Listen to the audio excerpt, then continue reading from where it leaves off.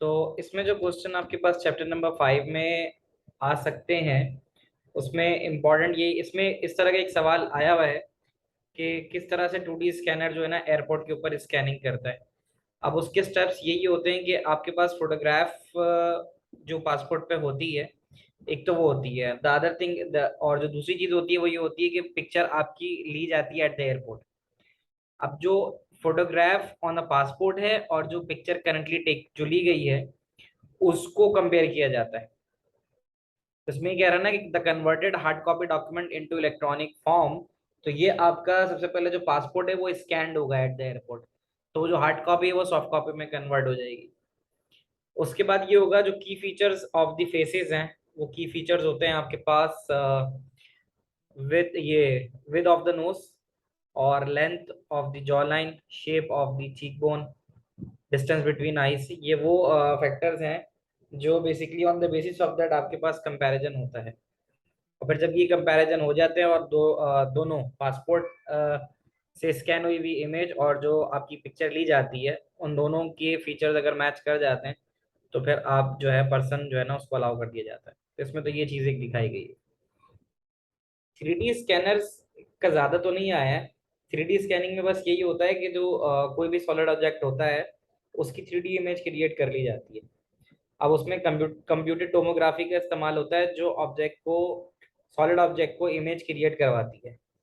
तो वो इस तरह से करती है कि टोमोग्राफी क्या है, टोमोग्राफी स्प्लिट करता है किसी भी ऑब्जेक्ट को बहुत छोटे छोटे स्लाइसेस के अंदर।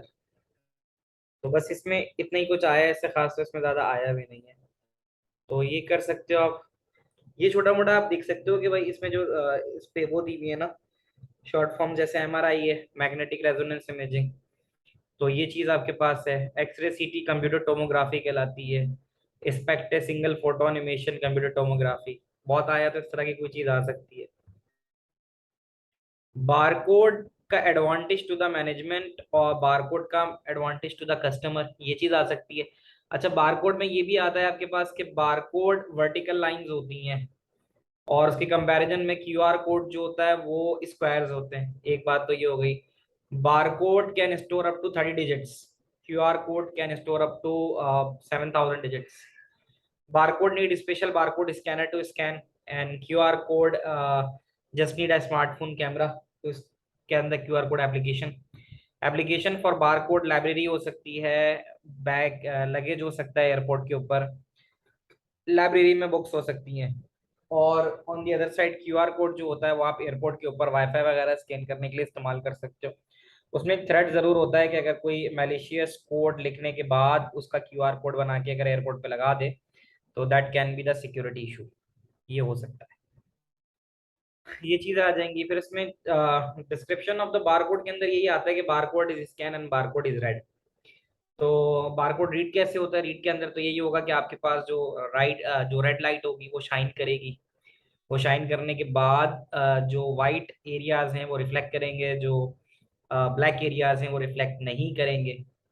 और आपके पास जो है ना वो अ, इसको जो कन्वर्जन होगी इसकी फोटो इलेक्ट्रिक जो है ना वो होगा सेल जो आपके रिकॉर्ड करेगा इमेज जो आएगी, यानी जो भी लाइट्स आएगी फ्रॉम फोटो इलेक्ट्रिक इमिशन होती है जिसको रिकॉर्ड करता है, जिसपे 1 और 0 के पैटर्न्स बनते हैं। तो कहते हैं ना कि each and dark line can be represented by the values of 0 and 1। तो डार्क लाइन के लिए 1 है और 0 जो है वो लाइट लाइन के लिए। एप्लीकेशन एरिया सुपरमार्केट के अंदर इस्तेमाल होते हैं। तो मैनेजर के लिए कह रहा है कि easier and faster to alter prices. एक जगह पे प्राइस चेंज करोगे हर जगह पे प्राइस चेंज हो जाएगी। और कॉम्प्रिहेंसिव सेल ट्रेंड्स बताएगा कि भाई कैसी सेल जा रही है। आपको ईच आइटम को प्राइस करने की जरूरत नहीं होगी। ऑटोमेटिक स्टॉक कंट्रोल हो जाएगा और कस्टमर की बाइंग हैबिट्स पता चल जाएंगी।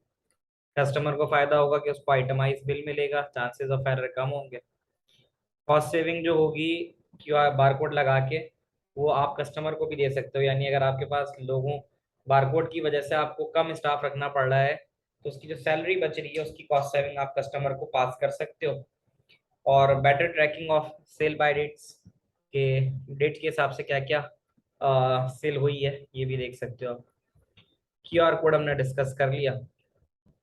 सवाल आ जाता है कि what are the task carried out by microprocessor in digital camera. तो माइक्रो प्रोसेसर शटर स्पीड को एडजस्ट करता है, फोकस करता है, फ्लैश को operate the flash automatically, aperture size adjust करता है, रेड आई रिमूव करता है, ये सब चीजें जो है वो कर लेता है। पिक्सल की कोई चीज पूछे तो pixel is a picture element, ठीक है। दीज आर स्मॉल या tiny dots on screen that makes up an image, तो इसको हम पिक्सल कहते हैं। कीबोर्ड का एक सवाल जरूर आया हुआ है कि कीबोर्ड काम कैसे करता है। तो इसमें कहता है ना कि when a key is pressed it completes a circuit and a signal is sent to microprocessor which interpret which key has been pressed. तो इसके अंदर ये चीज आ सकती है कि भाई जो कीबोर्ड होता है उसकी आप वर्किंग लिख सकते हो कि कीबोर्ड हैज अ की, हैज अ हार्ड की and a soft keypad underneath. So when the hard key is on the upper side is pressed, so that basically touches to the onboard processor beneath।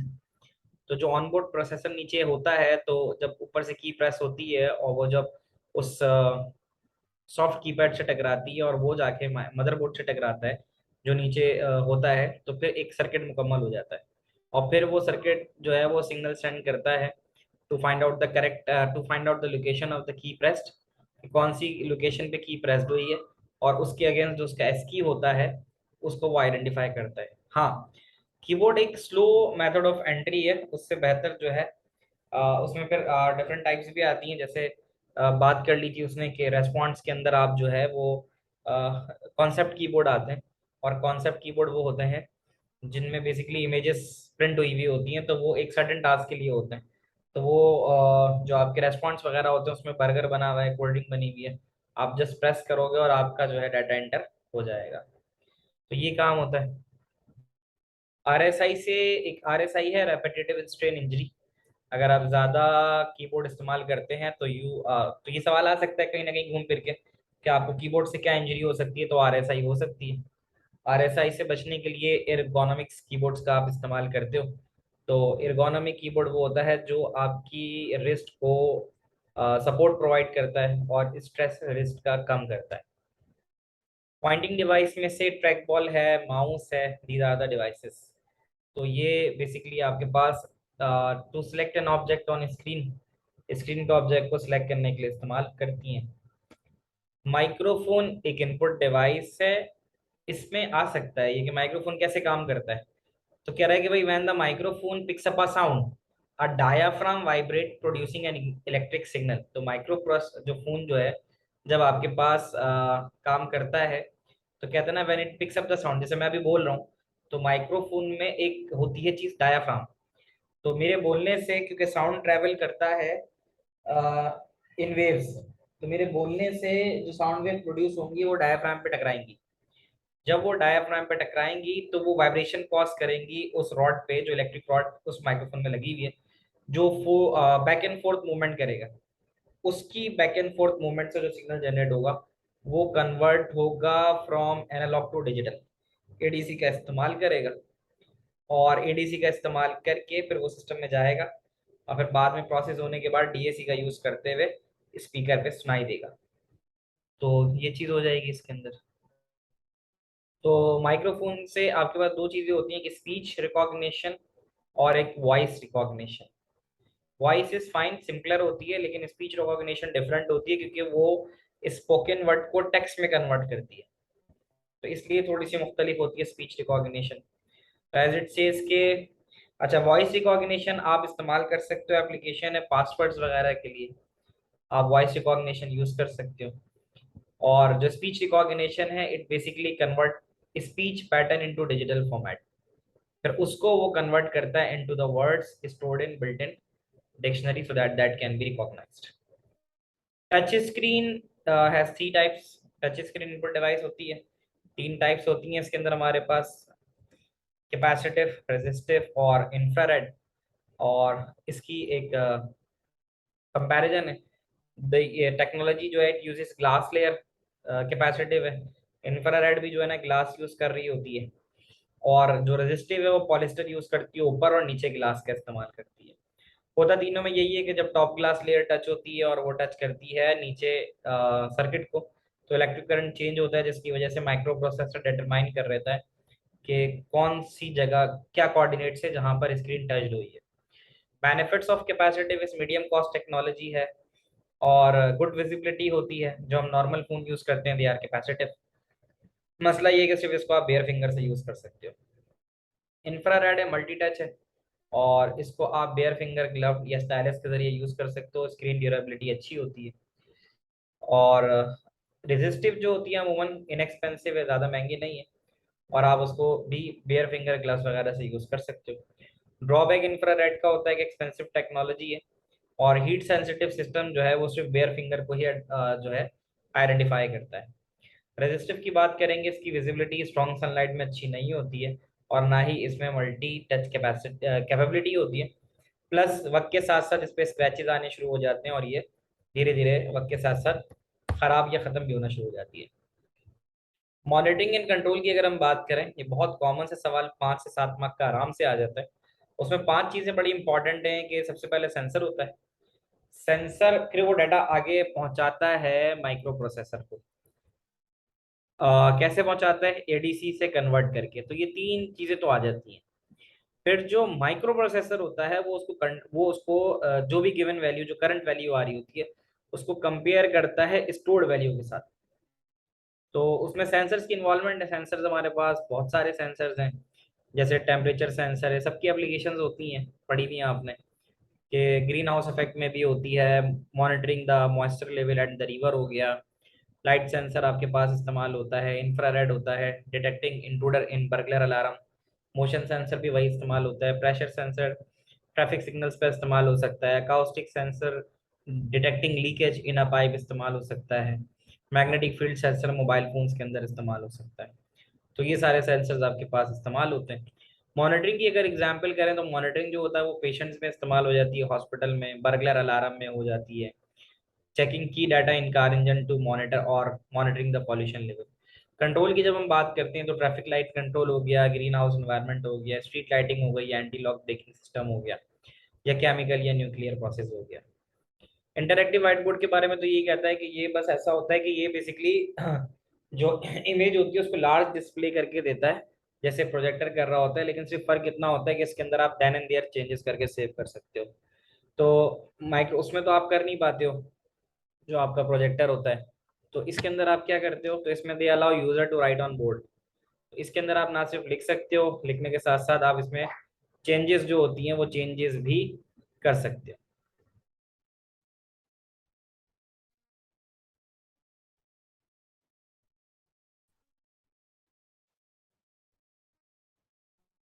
Printer में हमारे पास जो printer इस्तेमाल होते हैं, अच्छा dot matrix का ज़्यादा जिक्र हुआ नहीं है, लेकिन फिर भी यहाँ गिवन है। वैसे तो आपके पास 2 ही प्रिंटर ज़्यादा चल रहे होते हैं, एक लेजर और एक इंकजेट। उसने कंपैरिजन दे दिया कि जैसे इंकजेट है, high quality printing, printing of for photos, और इनएक्सपेंसिव टू बाय, खरीदने में सस्ता है, ये महंगा नहीं है। लेकिन हाँ, जो इसकी प्रोडक्टिव वो जो कॉस्ट है, प्रोडक्शन कॉस्ट है, वो ज़्यादा है। क्योंकि इसका इसमें एक तो ये मसला होता है कि अगर आप इसको लॉन्गर पीरियड के लिए ऐसे छोड़ दोगे तो ये इसकी इंक सूख जाएगी। तो इंक में run out if not use properly. तो कह रहा है कि इन ink is expensive to buy and quickly run out on larger print. Usually have a smaller paper tray, इसकी पेपर ट्रे छोटी होती है, और नॉइजी हो सकता है as compared with laser. Laser की बात करें तो उसकी प्रिंटिंग क्वालिटी बहुत ज़बरदस्त होती है, हाई क्वालिटी होती है, इनएक्सपेंसिव होता है खरीदने के लिए, कार्टेज इसकी बड़ी होती है, और फास्ट प्रिंटिंग करता है। डिसएडवांटेज ये है कि can be expensive to maintain, इसका फ्यूजर वगैरह मेंटेन मुश्किल होता है अगर खराब हो जाए। और हाँ, ये एक मसला हो सकता है क्योंकि पाउडर का इस्तेमाल करता है, तो उसमें हेल्थ हैजर्ड हो सकते हैं, कि जो ओजोन कहते हैं ना, सच ओजोन और toner particle in the air. तो अगर आप किसी रूम के अंदर बैठ के इसको मुसलसल ज़्यादा इस्तेमाल करते हैं, तो जो इसके टोनर, जो पाउडर कार्ट्रिज होती है, वो नुकसानदेह साबित हो सकती है। उसके बाद डॉट मैट्रिक्स है। डॉट मैट्रिक्स अमूमन बहुत लो क्वालिटी बजट के लिए इस्तेमाल होता है। शोर करता है ये, ठीक है। पहले बैंक्स वगैरह में इस्तेमाल होता था। तो अफेक्टेड बाय डैम, इसमें ये होता है कि ये डस्टी इन्वायरमेंट में बड़ा अच्छा काम करता है। और allow use of multi part stationery, यहाँ मल्टी पार्ट स्टेशनरी से मुराद है, कभी आपने शायद देखा हो कि कुछ एक पेजेस आते हैं खास तरह के, वो कनेक्टेड होते हैं, यानी प्रिंटर में आप उसको लगा दो। पहले इसके बिल्स आते थे उस पेपर में ना, तो उसमें ये होता था कि आप बहुत सारे बंच जो है ना, बंच यानी आप रख सकते हो। तो इसको मैं आपको दिखा भी देता हूँ। तो ये डॉट मैट्रिक्स में इस्तेमाल होते थे।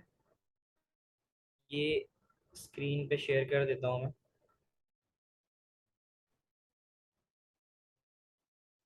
ये इस तरह का पेपर था ये बिल वगैरह में पहले इस्तेमाल होता था ये।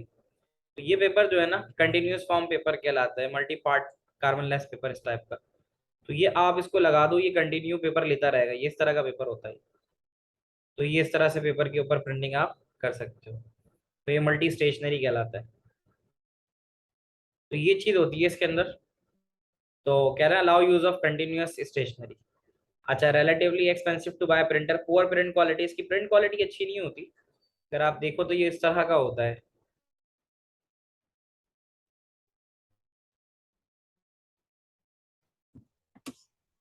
ये बिगर साइजेस के होते थे ये, कुछ इस तरह के।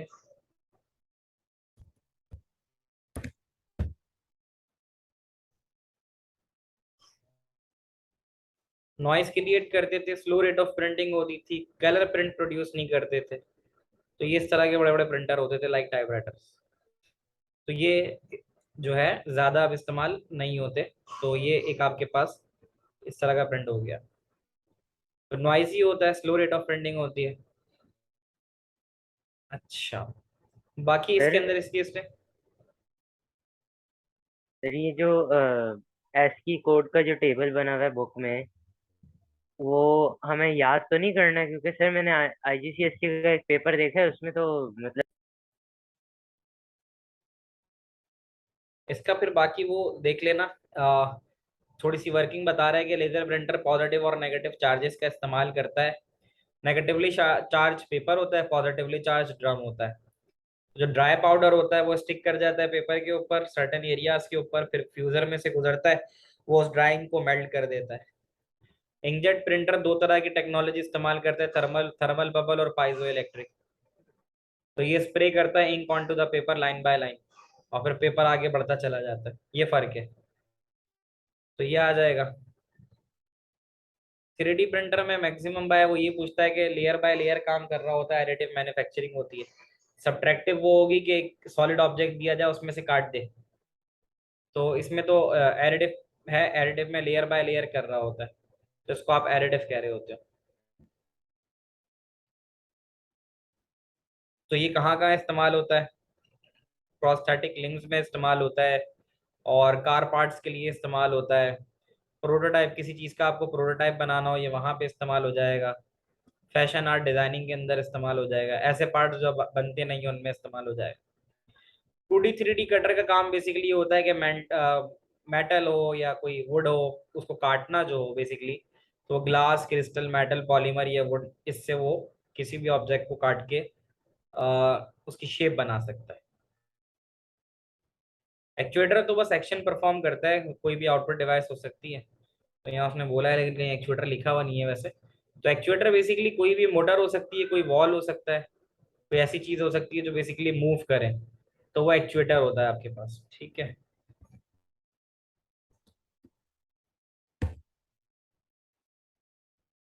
लाउड स्पीकर, सीधी सी बात है कि ये कन्वर्ट करता है आपके वोल्टेज ऑफ साउंड को, वोल्टेज को इनटू द साउंड, यानी ये डीएसी का काम करता है। इसका काम डीएसी का होता है और ये कन्वर्ट करता है।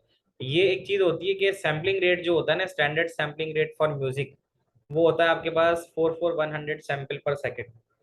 दे सकता है ऐसा कोई सवाल न्यूमेरिकल का जिसमें 44100 सैंपल्स होते हैं, और उसको आप मल्टीप्लाई करते हो सैम्पलिंग रेट के साथ, सैंपल रेट गिवन होगा, और मल्टीप्लाई बाय 2 इसलिए करोगे कि अगर आपके पास स्टीरियो है तो 2 से आपको मल्टीप्लाई करते हो कि दोनों स्पीकर्स में साउंड जाता है, और अगर स्टीरियो नहीं मोनो बोलते तो सिर्फ 1 से मल्टीप्लाई करोगे।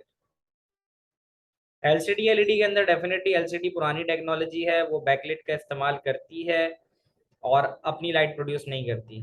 तो यहाँ पे कहता है ना कि एलईडी के एडवांटेज क्या है, ये जल्दी से ब्राइटनेस पे पहुंच जाती है, वाइटर लाइट देती है, कलर डेफिनेशन इंप्रूव है, थिनर होती है, लाइट इन वेट होती है, और ज्यादा अरसे चलती है, पावर कम कंज्यूम करती है।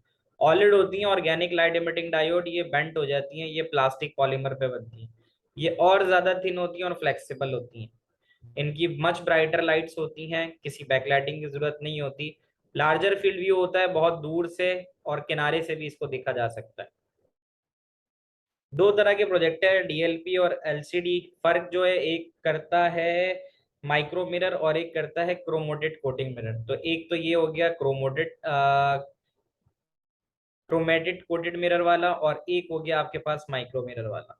एक तो ये दो बातें हो गई इसकी। तो ये जो है ना आपके पास सेवरल टाइम जो है ना, डीएलपी जो है सेवरल थाउजेंड टाइम्स जो है वो मूव कर रहा होता है, स्विच कर रहा होता है ऑन एंड ऑफ, जिससे आपके पास डिफरेंट शेड्स प्रोड्यूस होते हैं। और फिर जो कलर फिल्टर होता है उससे गुजर के वो कलर फॉर्म में डाटा प्रोड्यूस कर देते हैं। और ये वाला जो होता है which reflect light at different wavelengths, the light component pass through three LCD screen. यहाँ पे एलसीडी स्क्रीन अलग होती है, कलर फिल्टर नहीं होते, फिर वो कंबाइन करके प्रिज्म की तरह प्रोड्यूस करती है कलर इमेज। तो ये आपके पास यहाँ पे इसका चैप्टर नंबर 5 का रिवीजन हो जाता है।